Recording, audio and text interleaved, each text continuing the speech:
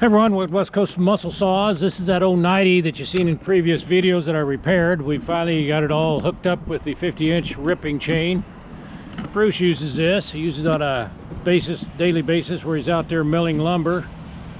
And we'll fire it up, make sure everything turns like it's supposed to. This is basically what these big 090s were used for, along with timber cutting. Also used for the milling and ripping, very popular for that.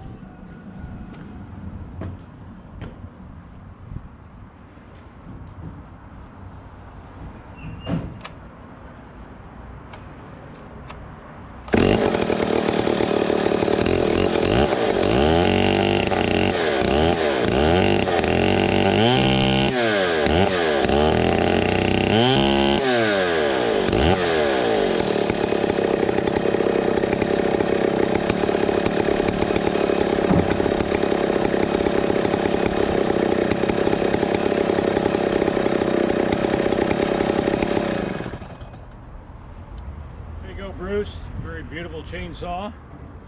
And if you got any questions on these, I do some work. I'm semi-retired, but I do some work on these big saws.